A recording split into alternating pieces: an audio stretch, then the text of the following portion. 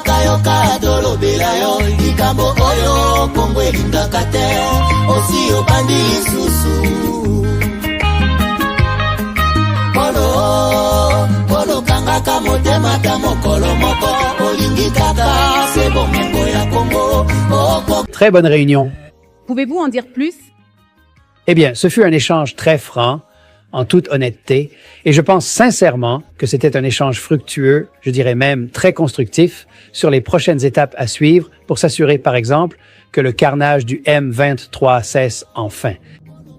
Parce qu'ils sont toujours en RDC. J'en reviens il y a 2 semaines. D'accord. Oui.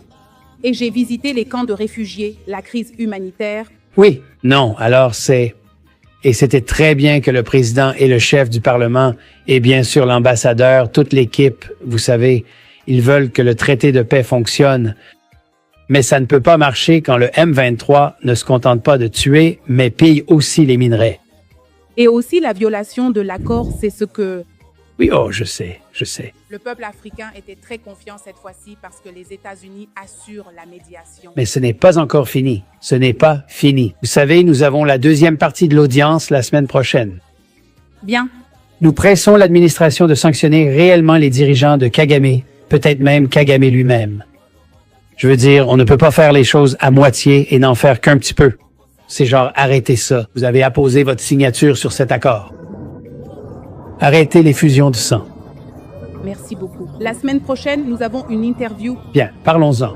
Je pensais être en retard pour cette réunion, mais on était en avance. Non, c'est bon. Merci. Merci. Je reviens tout juste de RDC. Vous venez par ici? Oui, donc je reviens tout juste de RDC la semaine dernière. J'ai visité 2 camps de réfugiés. J'ai vu la crise humanitaire en cours.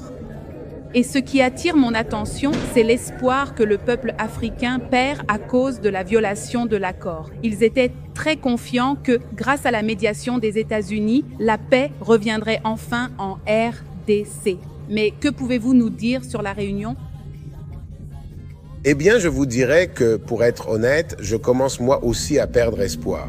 J'ai vraiment essayé de rester positif, mais la situation ne s'améliore pas et cela me déçoit beaucoup. Je suis très déçu, c'est difficile à accepter. J'espère que les 2 présidents du Rwanda et de la RDC se réuniront et que nous trouverons la paix pour commencer à prendre soin de la population. Les seuls qui y perdent dans cette histoire, ce sont toujours, par exemple, les gens ordinaires.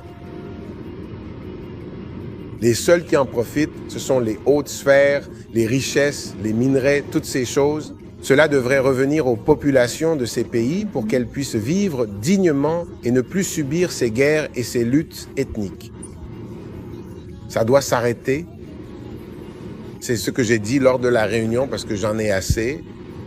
J'en ai assez de voir la mort. Mais savez-vous qui est à l'origine de ce problème majeur? Eh bien, j'y travaille. Et donc, par conséquent, nous devons nous en assurer. Je veux dire, venir ici, conclure et signer un accord aux États-Unis et que mon président dise que c'est fini, qu'il mérite le prix Nobel de la paix pour ça, puis voir que les combats continuent sans cesse et que rien n'est fait. Ça doit être l'ensemble, vous savez. L'UA devrait être impliquée pour qu'elle puisse aussi dénoncer les faits afin que personne ne puisse se rejeter la faute. Les États-Unis devraient donc s'impliquer, mais l'UA devrait l'être aussi. Parce qu'il est temps que le continent s'unisse enfin. C'est le continent le plus jeune, à la croissance la plus rapide et le plus riche de la planète, mais ça ne se voit pas. Et cela n'arrivera que quand le continent commencera à agir et à se responsabiliser. Vous savez, certains des problèmes actuels découlent directement de la colonisation. Alors quand d'autres viennent diviser le continent et que vous retournez voir ces mêmes personnes pour demander de l'aide, eh bien, elles chercheront à vous exploiter à leur propre profit. C'est ce que je dis à tout le monde. Je veux dire, nous devrions avoir l'UA. Et l'UA devrait alors venir voir les États-Unis pour dire que tel ou tel camp fait ceci ou cela. Et voici ce pourquoi nous avons besoin de votre aide. Au lieu d'avoir un camp qui vient dire une chose et l'autre camp qui vient en dire une autre, si nous voulons être sérieux à ce sujet. Oui, mais les choses sont très claires.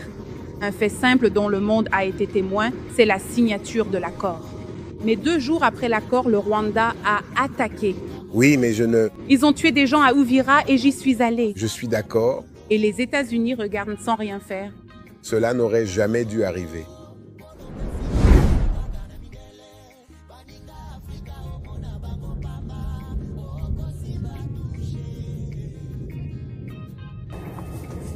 La violation de l'accord entre le Rwanda et la RDC, en êtes-vous informé? Oui, j'en suis vraiment très affligé, vous savez, à vrai dire.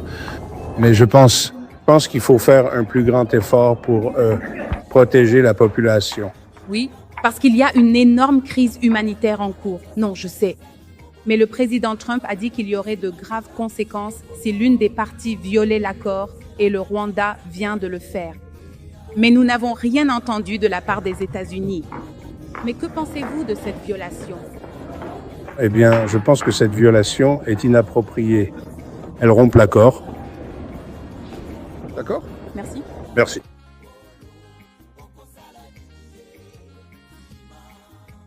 Prochaine question pour l'Ariana. Nous allons passer le micro de ce côté.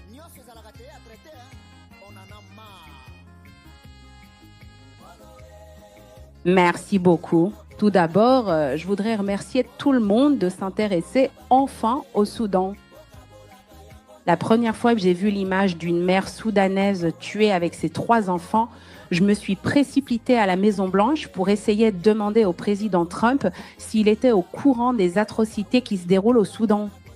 Et en voyant ce qui se passe aujourd'hui, cela me donne espoir et me soulage de savoir qu'enfin la cause soudanaise sera prise en compte. Ma question s'adresse donc à Monsieur Bounos. Puisqu'il s'agit de situation humanitaire, vous avez travaillé très dur, Monsieur Boulos, pour faciliter. L'établissement de l'accord de Washington, accord de paix pour la rez-de-chaussée. Je suis rentrée de rez-de-chaussée il y a 1 semaine et j'ai été témoin d'une situation humanitaire catastrophique. Et juste après, comme nous le savons tous, la signature de l'accord de paix de Washington, le Rwanda a violé l'accord. Ma question pour vous, Monsieur Bellos, parce que, en raison de cette violation, il y a une crise humanitaire catastrophique en cours en rez-de-chaussée. Je voudrais savoir si, dans votre plan d'aide humanitaire pour le Soudan, vous envisagez également de prendre en compte la situation humanitaire qui se déroule en rez-de-chaussée. Et d'après votre expérience de ce qui s'est passé dans la situation rez-de-chaussée Rwanda, quelles leçons en tirez-vous que vous pourriez appliquer au Soudan? Parce que vous travaillez aussi pour la paix, n'est-ce pas? Pour vous assurer que la question de la responsabilité soit prise en compte lorsque vous œuvrez pour la paix. Parce que nous savons tous que l'accord de Washington est en train de s'effondrer, parce que le Rwanda viole l'accord. Et vous étiez dans le bureau ovale avec moi quand j'ai demandé au président Trump s'il y aurait des conséquences si l'une des parties violait l'accord. Pouvez-vous aussi aborder ce point?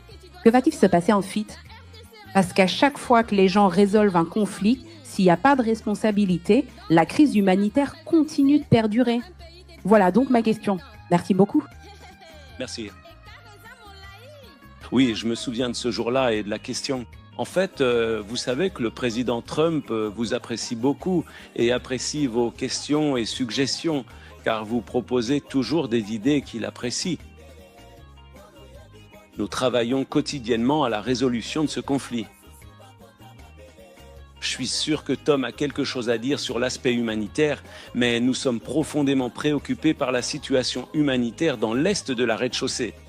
Et vous savez qu'en novembre dernier, nos partenaires français ont organisé une conférence très réussie, au cours de laquelle environ 2 milliards de dollars, je crois, ont été récoltés pour l'est de la rez-de-chaussée.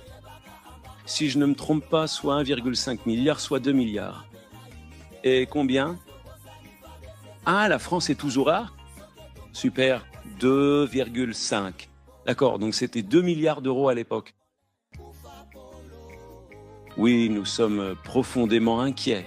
Et concernant les accords de Washington, je suis sûr que vous avez pris connaissance de nos déclarations. Vous allez lire une partie du travail que nous avons effectué ces dernières semaines, nous y travaillons quotidiennement.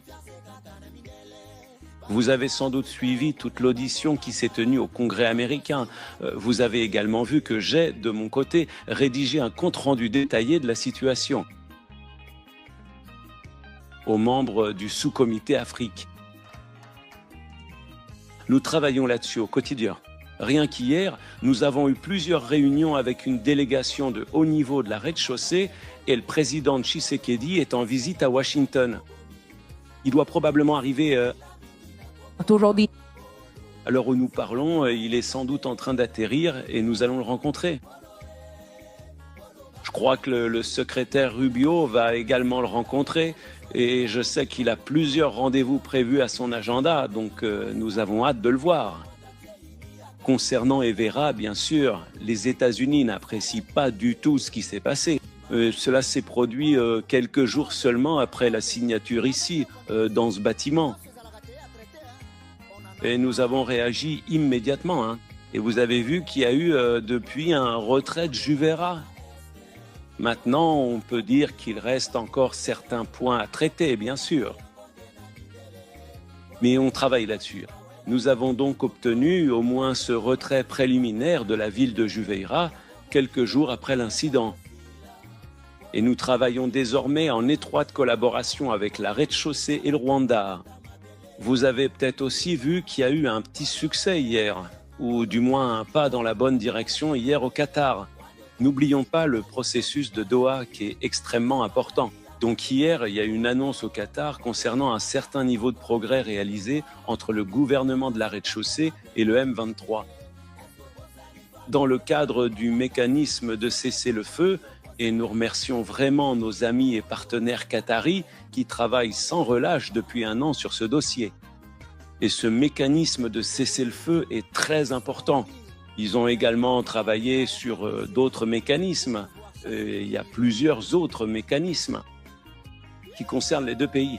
Donc, il ne s'agit pas seulement du gouvernement de la rez-de-chaussée et du M23, ce qui s'est passé ces derniers jours à Doha, mais aussi des mécanismes qui gèrent les aspects concernant le Rwanda et la rez-de-chaussée,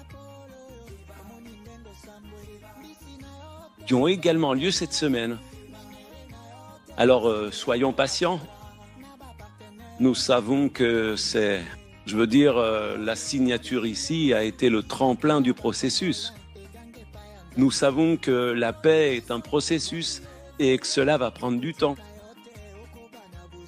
Nous allons rencontrer des obstacles ici et là. Des problèmes surgiront de temps en temps, mais nous devons rester engagés et nous le sommes absolument. Le président Trump est engagé. Il a assisté à la signature de cet accord de paix.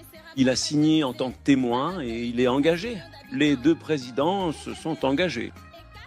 Et nous avons un immense soutien africain, européen et international. Donc nous devons nous assurer de continuer à travailler dans cette direction et poursuivre le processus de mise en œuvre qui prendra un certain temps. Ted, Tom. Juste brièvement, pour compléter cela, et la complémentarité est exactement le bon mot ici. Les deux premiers appels que j'ai passés ce matin, l'un était en fait à nos amis qataris. À propos de ce processus et des moyens par lesquels nous travaillons sur la diplomatie humanitaire autour d'Avra, en essayant de rouvrir l'aéroport de Goma, ce qui est tellement crucial pour fournisseurs de l'effort humanitaire. Le deuxième appel, d'ailleurs, était bien sûr avec mon supérieur, avec le secrétaire général, car il supervise personnellement ce travail sur le mécanisme pour le Soudan et suit ce dossier de très très près et directement. Donc la rez-de-chaussée est vraiment haut de notre liste. Les besoins sont immenses. Des dizaines de millions de personnes ont besoin d'aide en ce moment. Le Soudan reçoit aujourd'hui une attention très bienvenue et un soutien apprécié. La rez-de-chaussée fait partie de ces crises qui ont tendance à toujours passer au second plan. Et c'est l'un de nos appels de fonds les moins importants. La réunion de Paris était donc bien sûr importante. Mais il est réjouissant de constater que dans cette première allocation que nous avons annoncée avec Jérémy Lewin le 29 décembre, la rez-de-chaussée figure parmi les pays prioritaires pour ce nouveau programme américain. Financement. Un travail donc crucial, des besoins immenses et qui requiert toute notre attention. Bolo, bolo, bata.